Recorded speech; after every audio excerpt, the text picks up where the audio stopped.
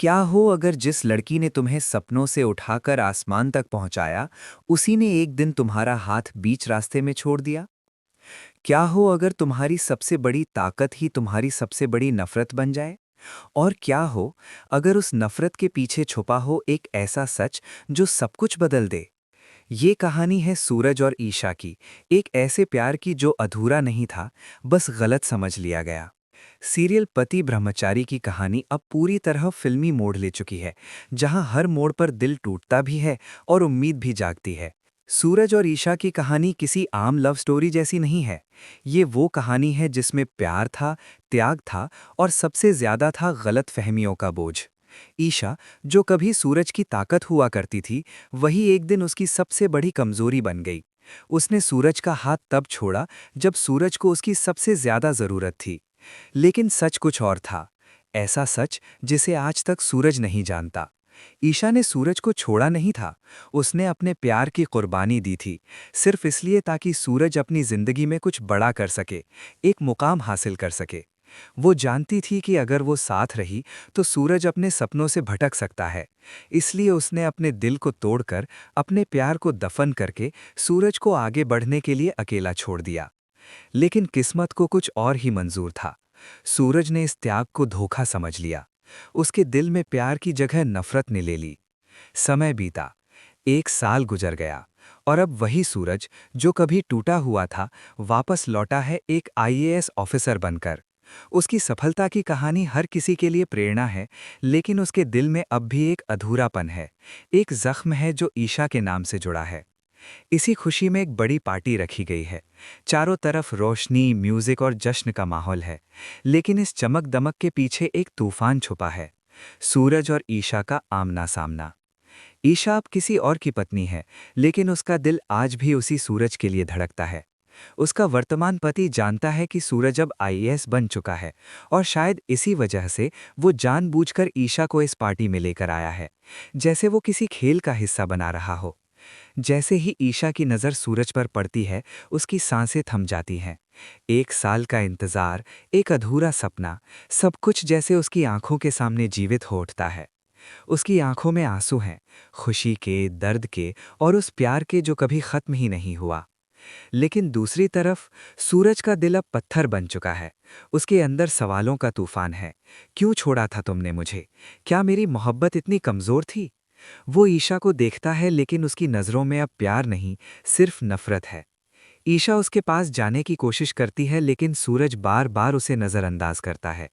क्या ये सिर्फ गुस्सा है, या इसके पीछे कोई गहरी चोट? ईशा के मन में हजारों सवाल हैं। क्या सूरज उससे बात करेगा? क्या वो उसे समझ पाएगा? क्या वो कभी सच्चाई जान पाएगा?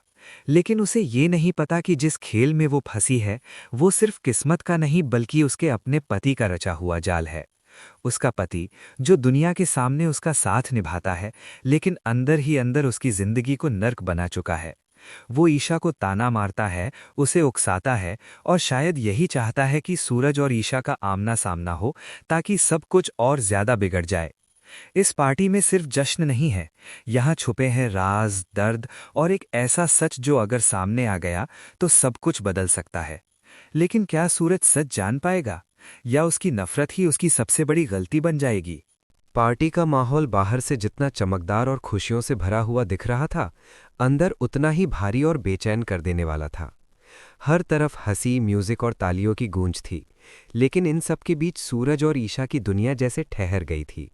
ईशा बार बार हिम्मत जुटाकर सूरज के पास जाने की कोशिश कर रही थी, लेकिन हर बार सूरज उसे ऐसे नज़रअंदाज कर देता जैसे वो उसके लिए कोई मायने ही नहीं रखती।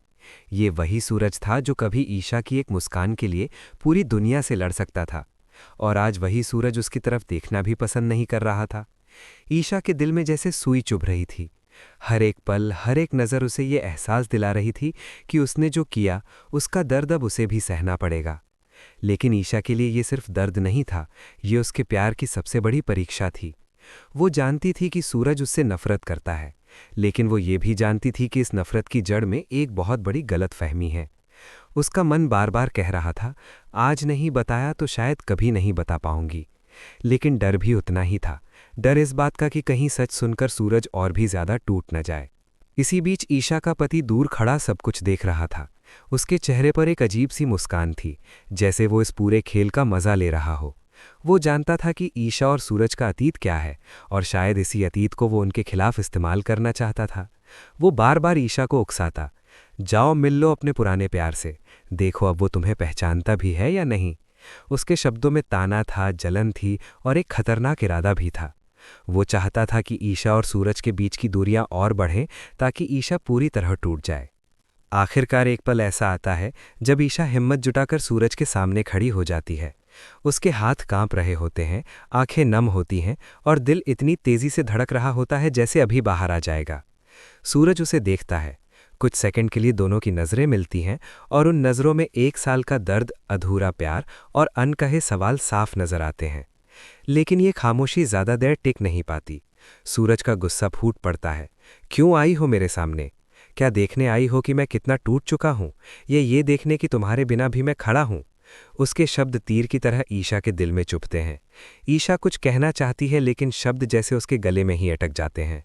सूरज रुकता नहीं, वो अपने दिल का सारा गुस्सा बाहर निकाल देता है। तुमने मुझे बीच रास्ते में छोड़ दिया ईशा। जब मुझे तुम्हारी सबसे ज़्यादा ज़रूरत थी तब तुम चली गई। क्या कमी थी मेरे प्यार में? उसकी आवाज़ में दर्द भी था और शिकायत भी। ईशा की आंखों से आंसू बहने लगते हैं। वो धीरे से कहती है, मैंने तुम्हें छोड़ा नहीं था सूरज। लेकिन सूरज उसकी बात बीच में ही काट देता है। बस, अब कोई सफाई मत दो। तुम्हारे पास जो भी कारण होंगे वो मेरे लिए मायने नहीं रखते। ये सुनकर ईशा पूरी तरह टूट जाती है, लेकिन फिर भी वो खुद को संभालती है, क्योंकि वो जानती है अगर आज सच सामने नहीं आया तो ये गलतफहमी हमेशा के लिए उनकी जिंदगी बर्बाद कर देगी। उधर ईशा का पति इस पूरे सीन को देखकर खुश हो रहा होता है। उसे लगता है कि उसकी चाल कामयाब हो रही है, लेकिन उसे ये नहीं पता कि जिस आग को वो भड़का रहा है वही आग एक दिन उसकी सच्चाई को भी सामने ले आएगी। अब सवाल ये है, क्या ईशा हिम्मत जुटाकर सूरज को पूरी सच्चाई बता पाएगी? क्या सूरज अपने गुस्से से ऊपर उठकर उसकी बात सुनेगा, या फिर ये नफरत हमेशा के लिए उनके प्यार को खत्म कर देगी? पार्टी अब अपने चरम पर थी, लेकिन सूरज और ईशा की दुनिया पूरी तरह बिखरने के कगार पर खड़ी थी। हवा में एक अजीब सा तनाव घुल चुका था, जैसे कुछ बड़ा होने वाला हो। ईशा ने ठान लिया था कि अब वो चुप नहीं रहेगी। आज अगर उसने सच नहीं बताया तो शायद वो जिंदगी भर इस बोझ के साथ जी नहीं पाएगी। उसकी आंखों में अब डर नहीं था, सिर्फ एक फैसला था। वो धीरे धीरे फिर से सूरज के पास जाती है। इस बार उसके कदम कांप नहीं रहे थे। सूरज उसे देखकर फिर मुड़ने की कोशिश करता है, लेकिन ईशा इस बार उसका रास्ता रोक लेती है। उसकी आवाज धीमी थी, लेकिन उसमें एक अजीब सी मजबूती थी। आज तुम मेरी बात सुनोगे सूरज, चाहे तुम्हें अच्छा लगे या नहीं। सूरज पहली बार रुकता है। उसके चेहरे पर गुस्सा अब भी था, लेकिन कहीं न कहीं उसके अंदर भी ये जानने की बेचैनी थी कि आखिर सच क्या है। ईशा गहरी सांस लेती है और वो सच बोलना शुरू करती है, जिसे उसने इतने समय से अपने दिल में दबा कर रखा था। जिस दिन मैं तुमसे दूर हुई थी, उस दिन मैंने तुम्हें छोड़ा नहीं था। मैंने खुद को तुमसे अलग किया था, ताकि तुम अपने सपनों तक पहुंच सको। सूरज की भौहें सिकुड़ जाती हैं। वो समझ नहीं पाता। क्या मतलब? ईशा की आंखों से आंसू बहने लगते हैं, लेकिन इस बार उसकी आवाज नहीं कांपती। तुम अपने सपनों से भटक रहे थे सूरज। तुम मुझ में खोते जा रहे थे। मुझे डर था कि कहीं मेरी वजह से तुम अपने लक्ष्य से दूर ना हो जाओ। इसलिए मैंने तुम्हें मजबूर किया कि तुम मुझसे नफरत करो, ताकि तुम मुझे भूलकर आगे बढ़ सको। ये शब्द सुनकर सूरज जैसे पत्थर का हो जाता है। उसके अंदर का गुस्सा धीरे धीरे टूटने लगता है और उसकी जगह एक अजीब सी खामोशी ले लेती है। ईशा आगे कहती है, तुम्हें आगे बढ़ाने के लिए मैंने एक ऐसा फैसला लिया जिसने मेरी पूरी जिंदगी बदल दी। मैंने उस इंसान से शादी की जिसे मैं कभी प्यार नहीं कर पाई। मैं हर दिन उस रिश्ते में घुटती रही, सिर्फ इसलिए कि तुम अपने सपनों को पूरा कर सको। ये सुनकर सूरज की आंखें भर आती हैं। वो पहली बार ईशा के दर्द को महसूस करता है, वो दर्द जिसे वो अब तक सिर्फ अपनी नज़रों से देख रहा था, लेकिन समझ नहीं पाया था। लेकिन कहानी यहीं खत्म नहीं होती। तभी ईशा का पति वहां आ जाता है। उसके चेहरे पर गुस्सा साफ नजर आता है। वो जोर से हंसता है। वाह, क्या ड्रामा चल रहा है! अब सच पताकर क्या मिलेगा तुम्हें? उसकी आवाज में ताना और जहर दोनों होते हैं। वो सबके सामने ईशा को नीचा दिखाने की कोशिश करता है। ये वही औरत है जो अपने पुराने प्यार के लिए आज भी रो रही है और दुनिया के सामने मेरी पत्नी बनकर घूमती है। सूरज का गुस्सा अब फिर से भड़क उठता है, लेकिन इस बार ईशा पर नहीं, बल्कि उस आदमी पर जिसने उसकी जिंदगी को नर्क बना दिया। वो पहली बार ईशा के लिए खड़ा होता है। उसकी आवाज में एक नया आत्मविश्वास होता है। बस, बहुत हो गया, तुमने इसे बहुत तकलीफ दी है। पूरा माहौल बदल जाता है। लोग फुसफुसाने लगते हैं। सच्चाई अब धीरे धीरे सबके सामने आने लगी है। ईशा का पति समझ जाता है कि उसका खेल अब खत्म होने वाला है, लेकिन जाते जाते वो एक आखिरी वार करता है।